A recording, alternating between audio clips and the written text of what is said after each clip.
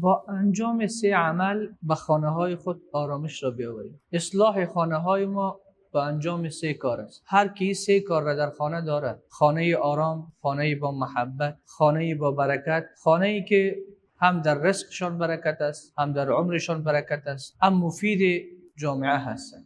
الله رب العزت و الجلال هم ما شما توفیق نصیب بگردانه که 3 عمل را در خانه های خود داشته باشه. اصلاح خانه ها با انجام 3 کار. اول الصلاة لوقتها. اول چیزی که خانه را اصلاح میکنه، خانه را به صلاح میرسانه، خانواده موفق هستند، خانه با آرامش است، نماز است برای زنها در داخل خانه، برای مردها در مسجد.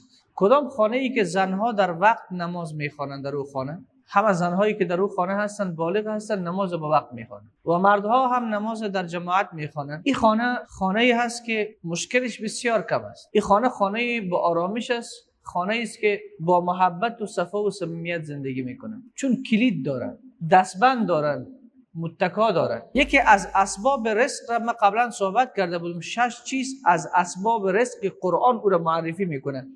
از اسباب ازدیاد رزق، با 6 کار ما رزق خانه خود را، رزق زندگی خود را، رزق خود را زیاد میکنیم. یکیش نماز است. اگر مرد نماز خوان، زن نماز نخوانده، او خانه برکت نیست، چون زیر یک چتر زندگی میکنه، یک جهنمی با یک بهشتی. یعنی کسی که نماز نمیخونه، حتی عده زیادی از علما قائل به این هستند که مسلمان نیست. و کسی که نماز نمیخونه چی توقع داری اگر همنشینی به او خیر و برکت تو را میبره؟ اول چیزی که خانه را به اصلاح میرسونه اصلاح خانواده ها هست. نماز از در وقتش، زنها در داخل خانه، مردها در مسجد. میگه برای پسرت بگو که زنها در خانه نماز میخوانن نه مردها. بعضا میگه ما نماز در خانه میخوانیم، برش من میگم که برادرم زنها در خانه نماز میخوانن نه مردها. مسجد برای چی ساخته شده؟ برای مردها ساخته شده. مگر کسی که معذور است، عذر شرعی داره، زمینگیر است، نمیتونه به مسجد برسه، کور است، عصاکش نداره، نمیتونه به مسجد برسه، خوف دشمن است که حتما اگر تو مسجد بیای ترور میشه. در این تو یک حالتا که عذر داره، عذر مشروع داره و میتونه داخل خانه نماز بخوره، نه همیشه. یک. دو، چیزی که خانه را اصلاح میکنه حسن الخلق، اخلاق نیک. پدر خانواده اگر اخلاقش نیکوست، صفا و صمیمیت و محبت به این خانواده حاکم میشه. بچه ای خانواده با پدر خود رابطه خوب داره، دختری خانواده با پدر خود رابطه خوب داره، زنی خانواده با شوهر خود رابطه خوب داره. اینا با محبت مینشینن، با محبت صحبت میکنن، از زندگی خود لذت میبرن. و همون خاطر است که رسول صلی الله علیه و سلم فرمود اکمل المؤمنین ایمانا احسنهم خلقا.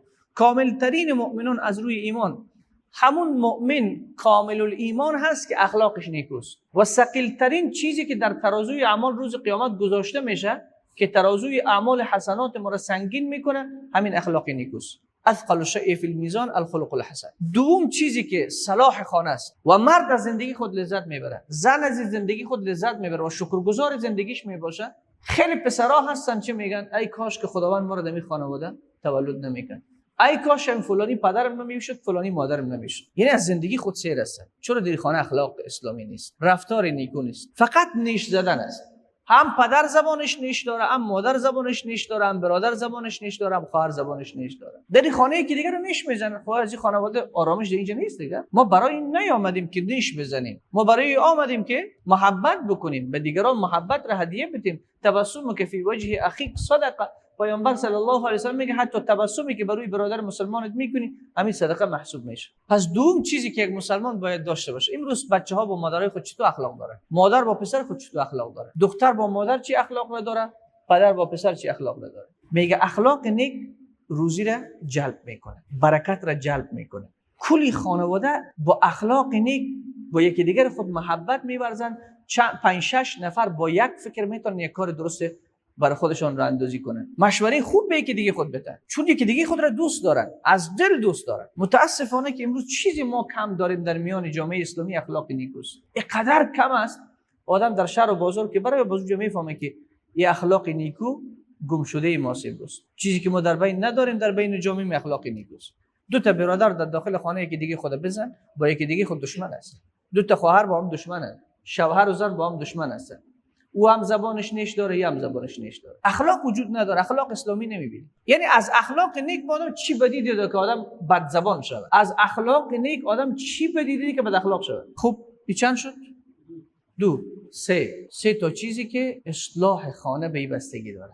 با انجام این سه کار خانه خود را به آرامش برسونیم. اول نماز، هم زنها در وقتش نماز بخونه هم مردها. زنها داخل خانه، مردها در جماعت. اخلاق نیکو، هم زن اخلاق نیکو داشته باشه هم مرد. وقتی کنار هم بشینن سر یک دسترخوان که کل محبت داشته باشه، همه با کلمات درست، با شیوه درست، با الفاظ بسیار شیرین به یکی دیگه برخورد میکنه، چه قبل لذت زندگی که پدر در یک کنج خانه شیشته، مادر در یک کنج خانه شیشته، بچه از زیر چشم سعی میکنه طرف پدر، دختر از زیر چشم سعی میکنه طرف مادر، کاری چطور چی وقت یا میخندن که ما یک کلمه گپ بزنیم، که اینا خوشحال هستن که ما درد دل خدا بگوییم. به خدا بچه‌ها تنها شدن، یتیمن، پدر و مادر دارن یتیم هستن، هیچ کی ندارن که خود خالی بکنن، این غم هایی که درونشون گرفته خالی بکنن. گاهن کدام فشاری که به ما وارد میشه، با 10 دقیقه صحبت کردن با پدر قسم خالی میشم که گویا هیچ غم ندارم. هر وقتی که فشار بیاد پدر جان تماس میگیرم، این رفیق خوبی از با ما، کاملا دردهای ما تسکین میشه، چون پدر و مادر مرهم داره که در هیچ شفاخانه دنیا و در هیچ دواخانه دنیا پیدا نمیشه. اون مرهمی که پدر و مادر داره، سر هر زخمی که ما را آزار میده بگذاره مرهمی که زبان پدر و مادر و محبت پدر و مادر داره که چی نداره. به قدر که بچه به تشویق پدر و مادر رشد میکنه به چیز دیگه رشد نمیکنه، و اندازه که دختر به نصیحت و محبت پدر و مادر اصلاح میشه به چیز دیگه اصلاح نمیشه. ولی متاسفانه ما امیر دریغ میکنیم از بچهای خود، امیر دریغ میکنیم از دخترای. میگم من یک مرد خیلی دیکتاتور هستم، خاک به سر دیکتاتوری که تو داری، که پدر بچه از تو بیزار، دختر از تو بیزار، زن از تو بیزار. محمد غزالی رحمت الله علیه میگه اخلاق نیک این نیست که تو هر وقتی که از زنت اخلاق نیک ببینی، خوش رفتاری ببینی، باز خودت هم خوش رفتاری بکنی. این اخلاق نیک نیست. و عاشروهن بالمعروف، قرآن میگه شما با زنان خود خوش رفتار باشید، با اهل بیت خود خوش رفتار باشید. محمد غزالی میگه تو بدیهای اونها را تحمل کو، پاسخشان به نیکی بده. بد زبانی هایش تحمل بکو، تو با شیرین زبانی پاسخ بده. اخلاق نیک میگه که دیگران تو را اذیت بکنه با زبانش و تو با زبان شیرین خودت پاسخشان بده. این اخلاق نیک است. این دوم چیزی است که خانه را به اصلاح میرسونه. هست یا نیست؟ امیر با آواز بلند میشه. اگر واقعا اخلاق در یک خانواده باشه، هیچ چیزی پنهان در خانواده باقی نمیمونه. بچه چیزی را پنهان نمیکنه، دخترم چیزی را پنهان نمیکنه، شوهرم چیزی را پنهان نمیکنه، زنم چیزی را پنهان نمیکنه. چرا ما پنهان کنی یاد گرفتیم؟ چرا ما زندگی ما سراسر رمز داره. کل کارهای زندگی ما فعلا رمزدار شده.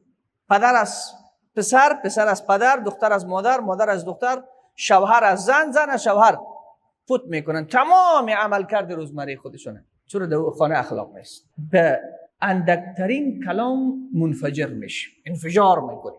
کل محبت خانه، آرامش خانه رو برهم میزنیم که امروز کار نکردیم، امروز من فلانی گپ زده، امروز من روزه هستم، امروز کمی پایدار هستم. آخه تو حق نداری که تو خودت مشکل داری آرامش دیگران رو از پیششون بگیری. این حق را ما نداریم که اگر کدام ناراحتی که داریم دیگران رو هم ناراحت بکنیم. این حق به ما ندادن که ما با ناراحتی که خود ما داریم فردی، ما میتونیم ناراحتی رو حل بکنیم. یک نفر هستیم، 6 نفر دیگه با ما همکار شوه، ناراحتی از ما رفت شوه. ولی ما چی کار میکنیم؟ یک ناراحتی خود رو جور میکنیم 7 ناراحتی، 6 دیگه هم که در خانه است اینا رو ناراحت میکنیم. آرامش خانه برهم خورده، دیگه درد به جای کشیده که درمان برای این درد نیست. 3 الکسب الحلال، چیزی که خانه ما را اصلاح میکنه و ما را به آرامش میرسن، روزی حلال است، کسب حلال است، لقمه حلال است. آرامش خانه را میبره لقمه حرام، ثبات خانه را میبره لقمه حرام، محبت ها را میبره لقمه حرام. اگر فرزندان را درنده میکنه، دزد میکنه، چپاولگر میکنه، خائن میگردونه، لقمه حرام. از الکسب الحلال.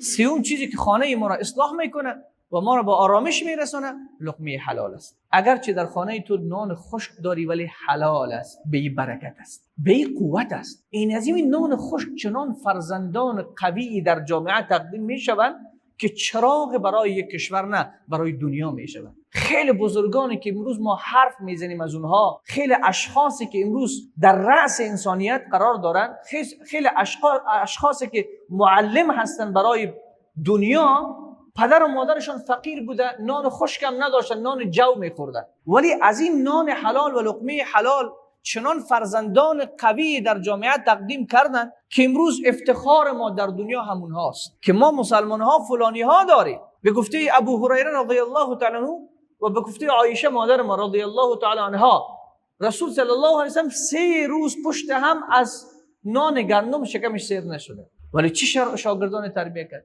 هزارها دانشمند و عالمی که ما در دنیا میشناسیم حرف اول نمیزنن، شکمشان سیر نبوده، ولی اگر اندک غذایی که داشتن حلال بوده. اینقدر تلاش میکردن که روزی حلال خودشان و فرزندانشان و خانوادهشان تناول بکنن. رابعه 6 ساله پدرش از بیرون غذا میاره، از پدرش پرسان میکنه از کجا آوردی پدر جان؟ میگه تو 6 سال سنت است، من غذا آوردم تو تناول بکن بخور. چی کار داری که از کجا آوردی؟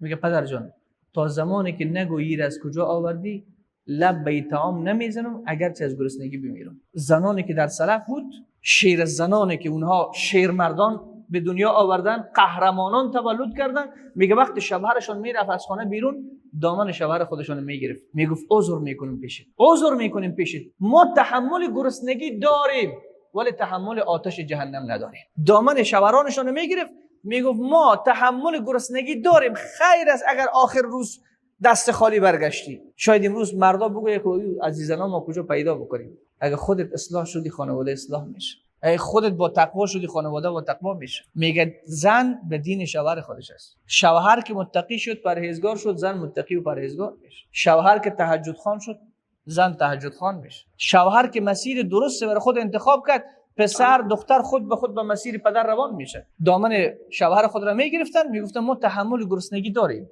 اگه دست خالی برگشت اشکال نداره، یک شب دیگه هم گرسنه میخوابیم، ولی تحمل آتش جهنم را نداریم. سوم چیزی که خانه های ما را اصلاح میکنه کسب حلال است که الله رب العزت و جل نصیب ما شما بگردانه. و پدرها چی کار بکنن؟ دعا بکنن، در حق فرزندان خودشون دعا بکنن. پشت هر نماز دعا کنین عزیزم، پشت هر نماز مادرها دعا بکنین در حق فرزندان. ادعونی استجب لكم، قرآن گفته شما دعا بکنین اجابت میکنه. دعا بکنین در حق فرزندان ان شاء الله قبول میشه. دوم کار که پدر و مادر باید بکنه و به خانه آرامش برگردانه و سرپوش محافظت به خانواده برگردانه، قیام اللیل است، نماز شب بخوانن. چی کنن؟ نماز شب بخوانن. باور کن بعضی ها یک شب نماز شب خواندن، این دلشون جوش کردن، نصف شب بیدار شدن، گفته چند رکعت نماز بخونیم. نماز شب خواندن، او خودشون قسم میکنه که همین یک شب نماز شب خوندن. کسی روز قسم میکنه، گفت یک مشکل داشتم که به نظر من قابل حل نبود، گفت فردا امروز مشکل حل شد. یک شب به سر سوز، ای بنده گریز و خود را به ما اله کن، با حضرت ما دوستی یک دل کن. یک شب به سر سوز، یک شب به سر سوز به درگاه ما بیا، گر حاجت تو نشد روا آنگاه گله کن. الله رب العزت و جلال آنچه که شنیدیم و ما شما توفیقی عملش نصیب بگردانه.